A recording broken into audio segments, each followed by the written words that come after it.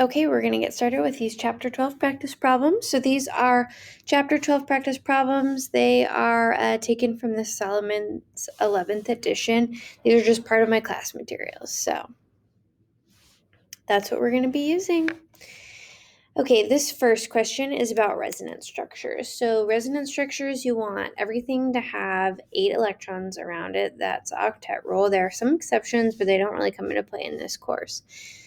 So then if you can't have everything with 8 electrons around it, if you have to violate the octet rule, it's better to do that on the less electronegative oxygen, or the less electronegative atom. So here this has 2, 4, 6, 8 all around here, 2, 4, 6, 8 all around there. Their formal charges are 0.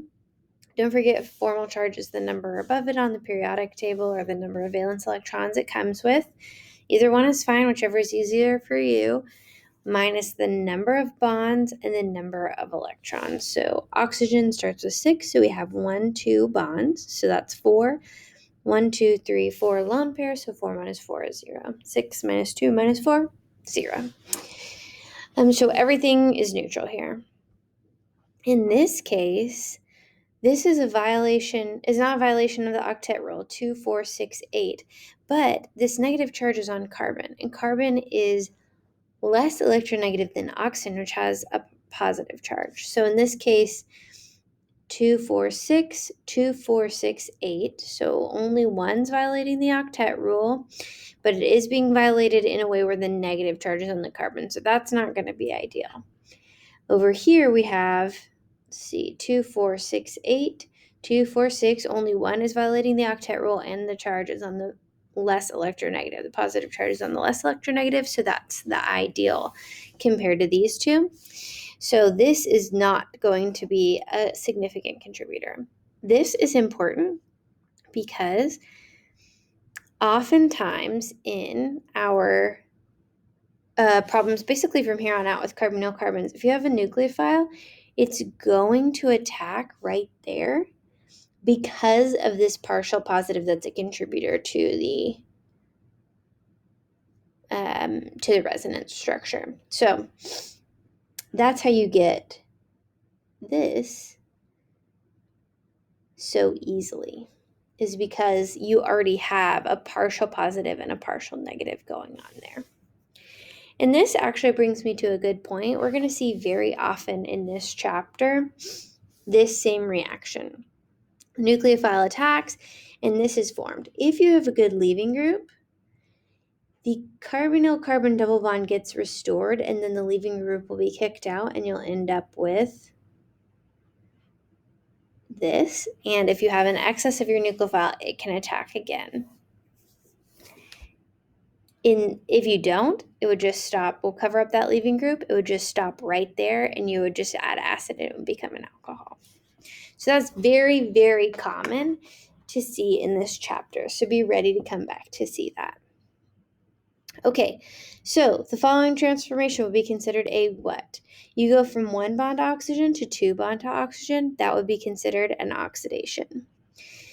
If you're going the opposite way, that would be a reduction because you're reducing bonds to oxygen. You can either think about it as increasing bonds to oxygen, or you can think about it as increasing bonds to elements more electronegative than carbon. Both of those definitions apply, and you'll sort of see that come into play here. You're not increasing bond to oxygen on this next question, but you are increasing bonds to an element more electronegative than carbon with this nitrogen. So compared from 1 to 3, this is actually more oxidized because it's more electronegative than carbon. And then there's 2 bonds to oxygen in this middle one, so that would be the most oxidized. So these two really go hand in hand, and then this one's going to go along in that same line as well, where oxidation and reduction are in oxidation. This is specifically oxidation is increasing I spelled that wrong. Oxidation is increasing bonds to oxygen or bonds to something more electronegative than carbon. And then reduction is the opposite of that. So here, if you're going from, cover up this middle one, if you're going from 1 to 3, you're going to have a bond to nitrogen, which is more electronegative than just the hydrogen you'd have here. So that is increasing, followed by 2 bonds to oxygen.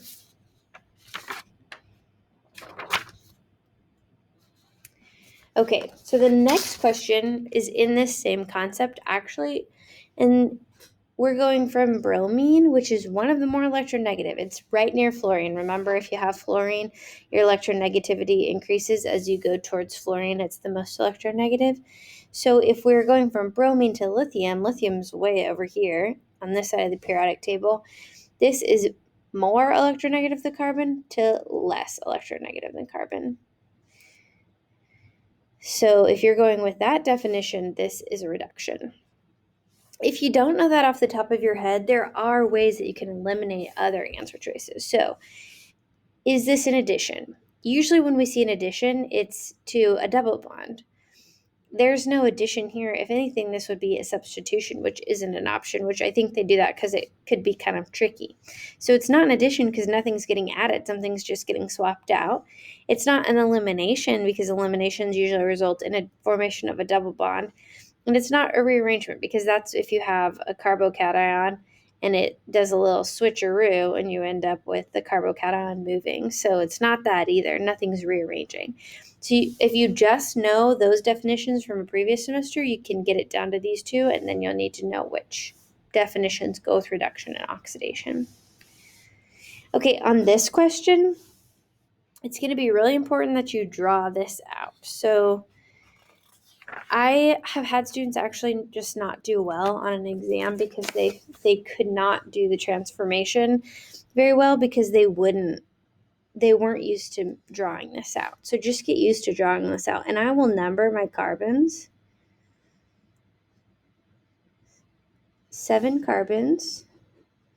1, 2, 3, 4, 5, 6. There we go. 1, 2, 3, 4, 5, 6, 7. And there's a double bond between carbon 3 and 4. 1, 2, 3. 4, 5, 6, 7 has an OH on it. Okay, and then we're converting that into an aldehyde. So 1, 2, 3, 4, 5, 6, 7 is an aldehyde. And CHO is a shorthand for aldehyde because if you were to write COH, that would be really easily confused with an alcohol. Yeah, that would look like it was an alcohol. So instead of writing it this way, if you see this, that means it's going to be an aldehyde. So we're converting from a alcohol to an aldehyde, and we're not breaking this double bond. So KMNO4 can't work because it does interact with the double bond.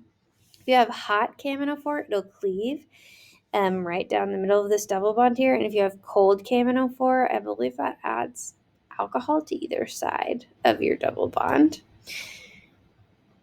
Let's see. Then Br2 and CCl4 would add bromine to either side of this and would not accomplish this transformation. So we can go ahead and eliminate that. So that leaves us down to chromic acid or PCC.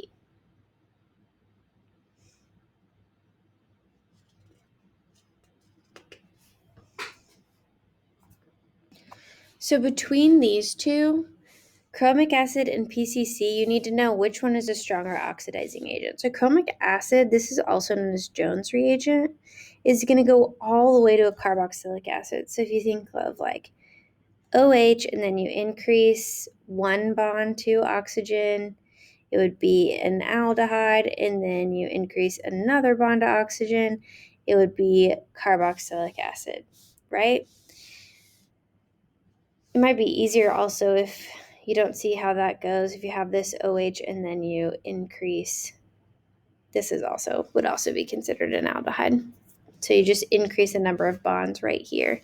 And then you add in even another oxygen to get your carboxylic acid. So those are the increasing steps. This is the same thing, just drawn in two different ways. Both of these are the same, of oxidation. So chromic acid will go all the way, but PCC is a weaker oxidizing agent. So it's actually going to stop at the aldehyde phase and then it won't keep going. So PCC would be your right answer. Okay. Question 6, LAH. So what I think of when I look at LAH is that it's acting as an H minus. So this H minus will come and attack here at the carbonyl carbon, just like we talked about in the first question. If you have any kind of nucleophile, it will attack at your carbonyl carbon first. If it has a good leaving group, it will come back and kick that out. So in these kinds of problems, I always tell students to keep track of your carbons. Oh, when this attacks, it kicks us up because you can't have 5 bonds to carbon, so you end up with this O minus and then a hydrogen here. Okay, so we still have all our carbons in place. The ring is still there. I know this isn't true in your SN1, SN2 type reactions, but this ester over here is actually considered a good leaving group. So this will restore to kick this out. And this is where things get tricky. Now your ring has opened up. So you have, not an H there, this little blurb is a typo. You can ignore that. So let's make sure we have the right number of carbons. We have 4 carbons. They're all still there. This has a negative charge on it. And here's the thing. We assume that we have excess LAH in this case. So the H minus will attack again and kick this up again. And your next structure is going to be even crazier. So you have your O minus up here. It didn't do anything on this reaction. This is now an O minus because this bond broke and kicked up. And then we have 2 hydrogens here. Now there's no other good leaving group for this to restore and kick out. So you just then move to the acid portion and it makes both of these alcohols. 1, 2, 3, 4 carbons, and then an alcohol off that. So it's whatever chain has 2 alcohols with 4 carbons in the middle. I assume it's answer choice B. Okay, which one of these cannot be reduced by sodium borohydride? Okay, let's talk about reduction and ease of reduction. This is the easiest thing to reduce.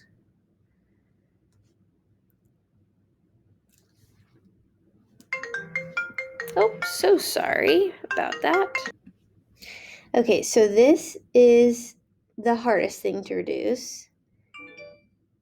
Let me mute this. I'm so sorry. So this is, my drawing got all scrunched up here, got distracted by my phone. A carboxylic acid, an ester, just a regular old ketone, and then an aldehyde. These 2 are harder to reduce. So it goes from hardest to easiest to reduce.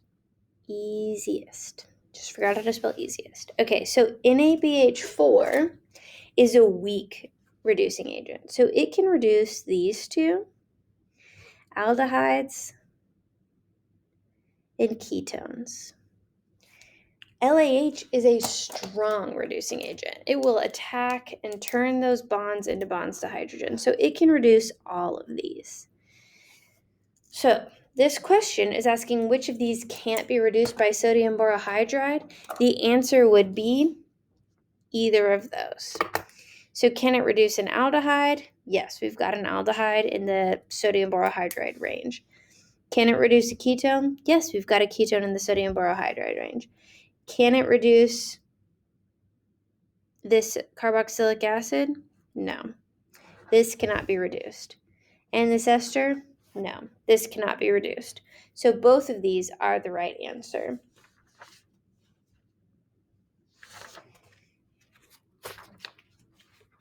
Okay. Now, which of these will not be reduced by lithium aluminum hydride? Lithium aluminum hydride can reduce a carboxylic acid, an ester, a ketone, or an aldehyde. So here we have an aldehyde, definitely.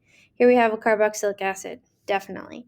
Here we have an ester, definitely. However, it cannot reduce double bonds. The only thing we've seen that can get rid of these double bonds is H2 with platinum, palladium, palladium on carbon, nickel, some kind of catalyst. We haven't seen anything else that will reduce these, and especially not LAH. So LAH is not going to work for that.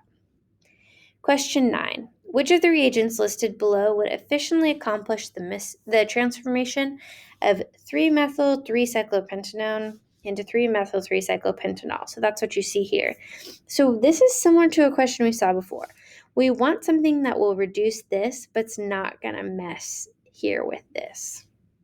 So LAH or NABH4 both have the possibility.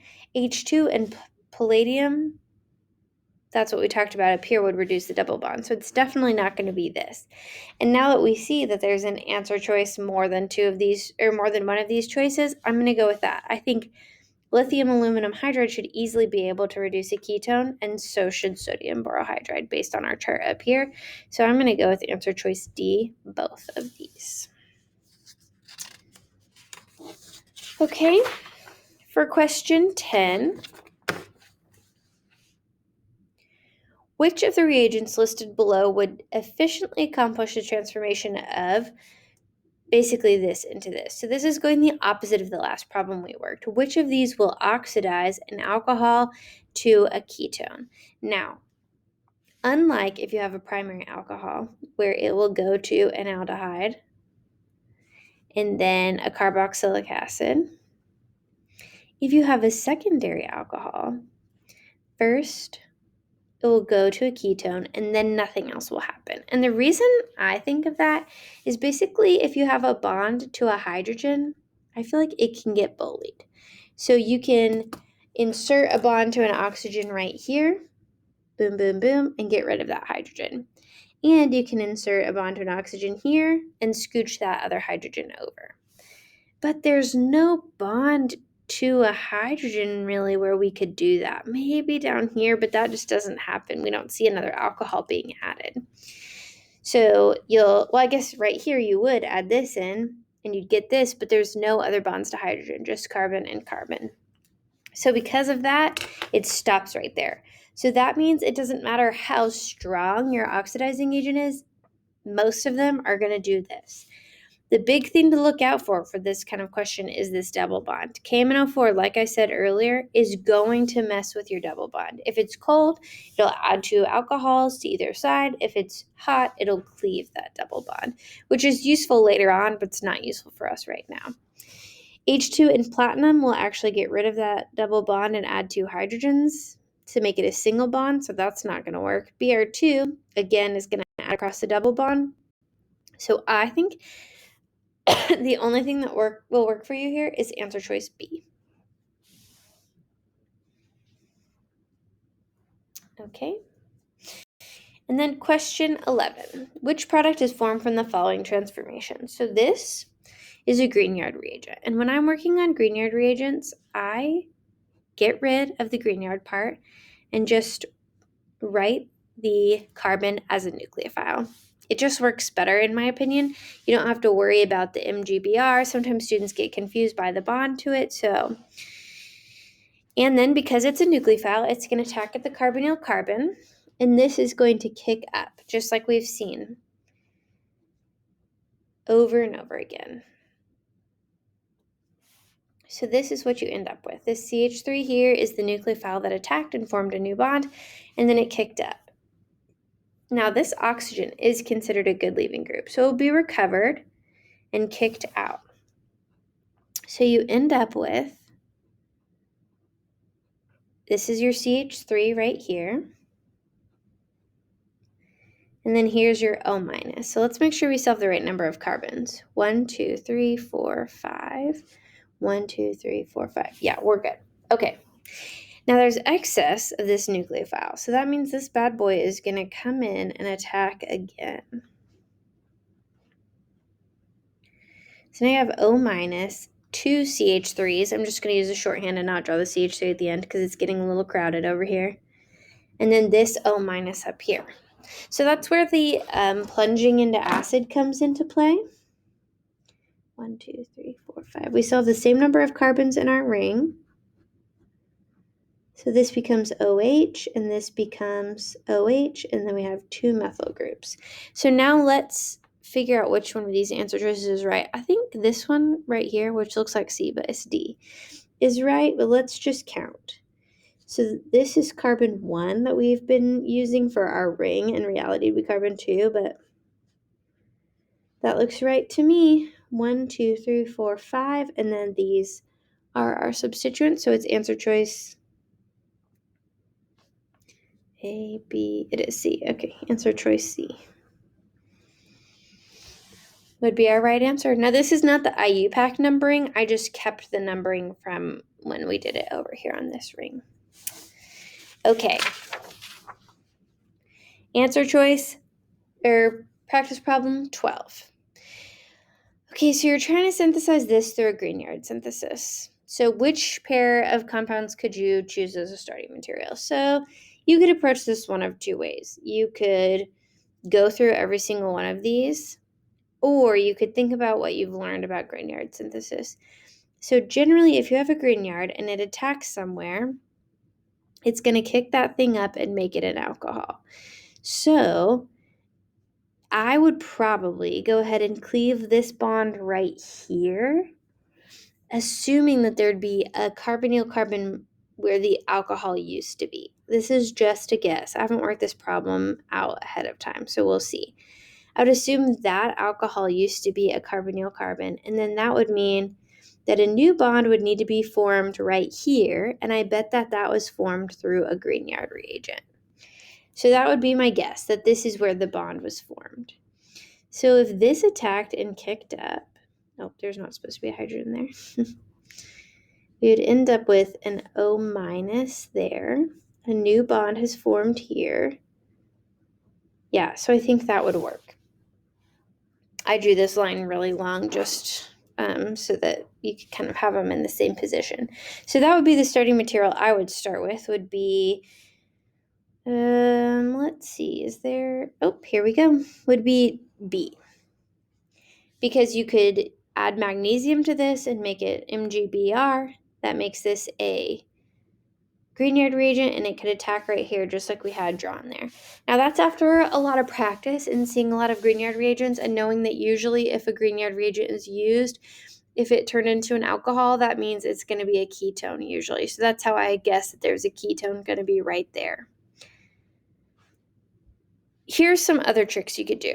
Work out every single one of those. Just assume it'd be MgBr, so that'd be a nucleophile, and it would attack and see what it would make, and you could do that for every single one of those. Or in Grignard reagents, we haven't seen rings expand or get smaller. So you're probably not going to have two 6-membered rings because you end up with a 6 and a 5. And same thing with 5. So that means you've narrowed it down to A, B, or E, and then you'd only have to work out answer choice A, B to see if either of those will work. If you're really good at Grignard reagents and you got this really quickly, I recommend just working all those out just so you have additional practice and see what you get. Okay, how could the following synthesis be accomplished? So they're adding 2 carbons. There is not a carbon here, and now there's 2 carbons here. So when I see that, I think there's going to be probably some kind of addition of something.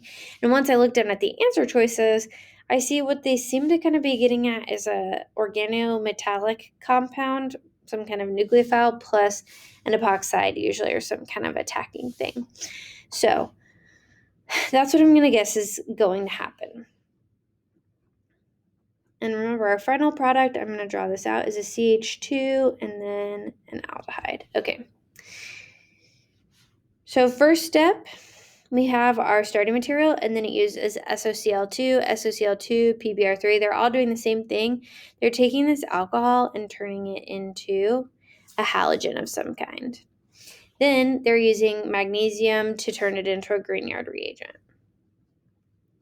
So answer choice A starts out with SOCl2 to turn it into chlorine. That's just one you're going to memorize. SOCl2 or PBr3 just turns an alcohol into a chlorine or bromine, depending on which one you're using. So then you add magnesium to that and ether, it becomes a Grignard reagent. And so now it's a nucleophile, and it's going to attack here. So this is promising.